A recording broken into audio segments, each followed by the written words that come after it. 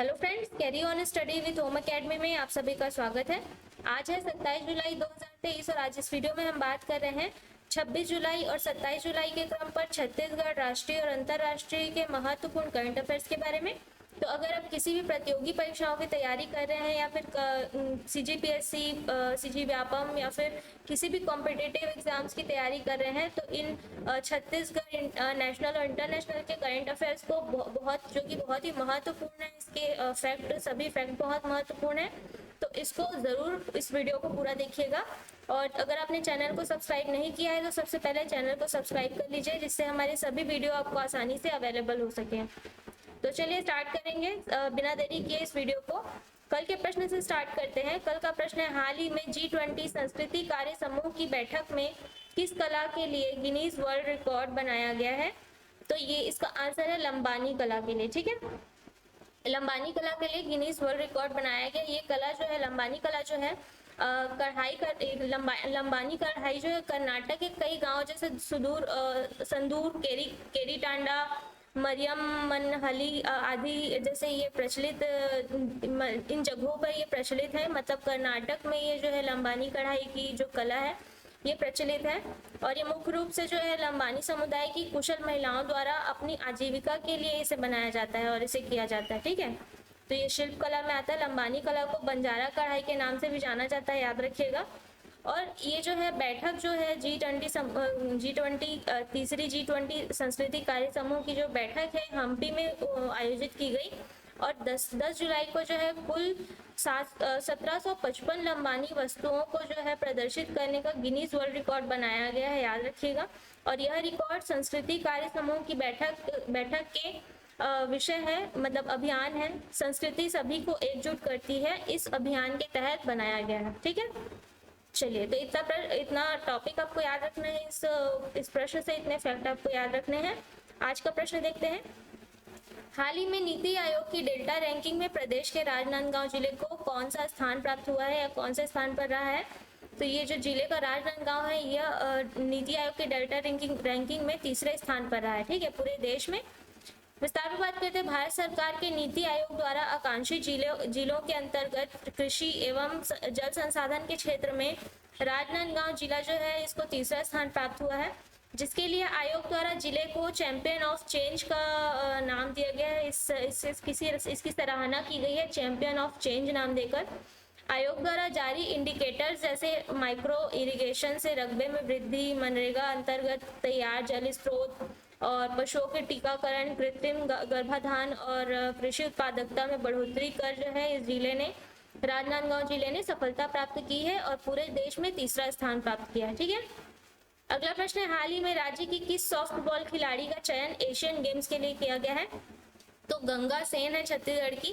विस्तार पर बात करते हैं। छत्तीसगढ़ के राजधानी रायपुर की 19 वर्षीय खिलाड़ी गंगा सेन को एशियन गेम्स के लिए भारतीय टीम में चयनित किया गया है। गंगा एशियन गेम्स के लिए चुनी गई राज्य की पहली महिला खिलाड़ी है, याद रखिएगा। एशियन गेम्स जो एशियाई खेल हैं इसके लिए छत्तीसगढ़ राज्य की पहली महिला खिलाड़ी है जो चुनी गई हैं। एशियाई खेलों में पहली बार भारत की सॉफ्टबॉल टीम भाग ले रही है, याद रखिएगा। और यह खेल सितंबर-अक्टूबर में चीन में आयोजित किया जाएगा। सितंबर-अक्टूबर 2023 में इसी वर्ष के सितंबर-अक्टूबर महीने में जो है चीन में आयोजित किया जाएगा। ठीक है, तो ये गंगा सेन जो है भारतीय टीम में चयनित हुई हैं, इसके लिए याद रखिएगा। अगला प्रश्न है, राज्य के किस जिले में NTPC के सहयोग से 660 मेगावाट के 2 नए पावर प्लांट लगाए जाएंगे? तो कोरबा जिले में लगाए जाएंगे। विस्तार पर बात करते हैं। 660 मेगावाट के 2 super critical power plant Korba पश्चिम में जनरेशनल जो है कंपनी की जमीन पर लगाए जाएंगे, याद रखिएगा। और यह Chhattisgarh state power generation company का सबसे बड़ा और सबसे आधुनिक संयंत्र होगा। और इसकी क्षमता और ये इतनी क्षमता का जो विद्युत संयंत्र राज्य की स्थापना के बाद पहली बार स्थापित किया जाएगा, याद रखिएगा। ठीक है, राज्य की स्थापना के बाद यानी छत्तीसगढ़ राज्य की स्थापना सन 2000 के बाद ये पहली बार जो है ये इतनी क्षमता वाला जो है विद्युत संयंत्र स्थापित होगा। Chhattisgarh state power generation company के MD कौन है? संजीव पटियार है, याद रखिएगा। अगला प्रश्न है, हाल ही में AK-203 असॉल्ट राइफल्स कंपनी के CEO और MD किन्हें नियुक्त किया गया है?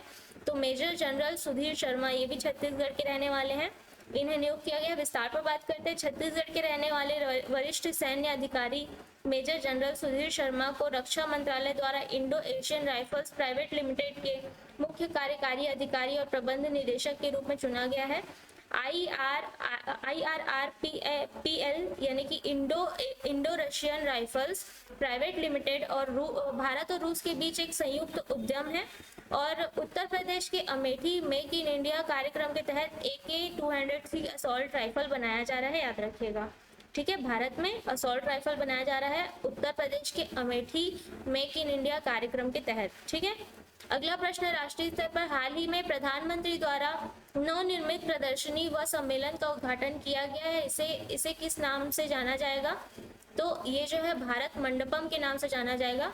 ठीक है, इंपॉर्टेंट क्वेश्चन याद रखिएगा। विस्तार पर बात करते हैं। भारत की राजधानी दिल्ली में प्रगति मैदान में प्रदर्शनी और सम्मेलन ICC भारत मंडपम का उद्घाटन प्रधानमंत्री मोदी द्वारा किया गया है। इसी संग्रहालय में सितंबर में G20 के नेताओं की बैठक भी की जाएगी। पीएम ने कहा कि आने वाले समय में भारत दुनिया का तीसरा सबसे बड़ा अर्थव्यवस्था बनेगा और जल्द ही दुनिया का सबसे बड़ा संग्रहालय नई दिल्ली में युगे युगीन भारत के नाम से होगा। ठीक है, अगला प्रश्न है 25 जुलाई 2023 को हेलीकॉप्टर एवं लघु विमान शिखर सम्मेलन कहाँ आयोजित किया गया है? तो मध्य प्रदेश के खजुराहो में आयोजित किया गया है। ठीक है, विस्तार पर बात करते हैं। राज्य सरकार यानी कि मध्य प्रदेश सरकार, नागरिक उड्डयन मंत्रालय और पवन हंस लिमिटेड और federation of Indian chambers of commerce and industry यानी कि फिक्की के संयुक्त रूप से इन सभी ने संयुक्त रूप से इस कार्यक्रम का आयोजन किया है, इस कार्यक्रम का आयोजन करेंगे। इसका उद्देश्य सुदूर और पहाड़ी इलाकों में उड़ान योजना का क्षेत्र विकसित करना है तथा इसका विषय जो है अंतिम मील तक पहुंचना, हेलीकॉप्टर और छोटे विमान के माध्यम से कनेक्टिविटी है। ठीक है, इसका विषय है। अगला प्रश्न है, हाल ही में बिहार सरकार ने राज्य महिला आयोग का अध्यक्ष किन्हें नियुक्त किया गया है? बिहार सरकार द्वारा राज्य महिला आयोग का अध्यक्ष जो है अश्वमेध देवी को नियुक्त किया गया है। विस्तार पर बात करते हैं। बिहार सरकार ने राज्य महिला आयोग में नए सदस्यों की भी नियुक्ति की है और जिनमें प्रोफेसर गीता यादव, प्रभावती मांझी, सुलोचना देवी और जो है अश्वमेध देवी जो है ये तो भाजपा से हैं ही। ठीक है, बिहार राज्य महिला आयोग 1993 में गठित निकाय है जिसे महिलाओं के खिलाफ अपराध से संबंधित मुद्दों से निपटने के लिए स्थापित किया गया था और इस आयोग की स्थापना महिलाओं के कल्याण के लिए अर्ध न्यायिक निकाय के रूप में की गई थी, याद रखिएगा। अगला प्रश्न है, हाल ही में राज्यसभा की अध्यक्षता करने वाली नागालैंड की पहली महिला सांसद कौन बनी है? तो एस फांगनोन कोन्याक। ठीक है, एस फांगनोन कोन्याक जो है नागालैंड की पहली महिला संसद बनी है। विस्तार पर बात करते हैं। 25 जुलाई को राज्यसभा के उपाध्यक्षों के पैनल में नियुक्त होने वाली पहली महिला सदस्य भाजपा की एस फांगनोन बनी है। वे पूर्वोत्तर राज्य से संसद या राज्य विधानसभा के लिए चयनित दूसरी महिला भी बनी है। पैनल में नियुक्त किए गए 3 अन्य महिला PT उषा, फौजिया खान और सुल्ता देव भी जो है शामिल है। ठीक है, अगला प्रश्न है, हाल ही में 8वीं भारत ऑस्ट्रेलिया रक्षा नीति वार्ता कहाँ आयोजित की गई है? तो ऑस्ट्रेलिया के कैनबरा में आयोजित की गई है 8वीं भारत ऑस्ट्रेलिया रक्षा नीति वार्ता। विस्तार पर बात करते हैं। भारत और ऑस्ट्रेलिया ने व्यापक रणनीति साझेदारी को पूरी तरह से लागू करने की अपनी प्रतिबद्धता दोहराई है और द्विपक्षीय रक्षा सहयोग की भी समीक्षा की है। रक्षा मंत्रालय में विशेष सचिव निवेदिता शुक्ला वर्मा और ऑस्ट्रेलिया के रक्षा विभाग में कार्यवाहक उप सचिव स्टीवन मूर ने वार्ता की सह अध्यक्षता की है। ठीक है, भारत ऑस्ट्रेलिया के बीच जून 2020 से व्यापक रणनीति साझेदारी चल रही है, याद रखिएगा। अगला प्रश्न है, मई 2022 की तुलना में मई 2023 में राष्ट्रीय कोयला सूचकांक में कितने प्रतिशत की गिरावट हुई है? तो 33.8% की गिरावट पाई गई है। विस्तार पर बात करते हैं। राष्ट्रीय कोयला सूचकांक के अनुसार मई 2023 में 157.7 अंक दर्ज किया गया है जो कि मई 2022 में 238.3 अंक पर था। साथ ही गैर कोकिंग कोयले में 34.3% के साथ 147.5 अंक और कोकिंग कोल के सूचकांक में 32.6% की गिरावट के साथ 187.1 अंक अर्जित जो है दर्ज किया गया है। राष्ट्रीय कोयला सूचकांक एनसीआई की स्थापना जो है 2017-18 के आधार वर्ष के साथ की गई थी, जो कोयले की कीमतों की जानकारी प्रदान करता है। ठीक है, अगला प्रश्न है, इस वर्ष का तीसरा टाइफून डोक्सुरी फिलीपींस से चीन की ओर बढ़ रहा है, इसका नाम किसके द्वारा प्रस्तुत किया गया है? तो दक्षिण कोरिया द्वारा इसका नाम जो है रखा गया है डोक्सुरी। विस्तार में बात करते हैं, इस सीजन के तीसरे टाइफून डोक्सुरी को फिलीपींस में सुपर टाइफून ईगे के नाम से जाना गया है और इसकी शुरुआत फिलीपींस के दूसरे सबसे बड़े द्वीप मिंडानाओ के तट से काफी दूर हुई थी और दक्षिण कोरिया के द्वारा प्रस्तुत शब्द डोक्सुरी नाम का डोक्सुरी नाम का कोरियाई में अर्थ है, कोरिया में अर्थ है ईगल। ठीक है, याद रखिएगा। अगला प्रश्न है, हाल ही में केन्या में आईपीसीसी के नए अध्यक्ष के रूप में किसे चुना गया है? तो जेम्स फर्ग्यूसन, जिम इस्किया। ठीक है, तो विस्तार में बात करते हैं, यूके के प्रोफेसर जेम्स इस्किया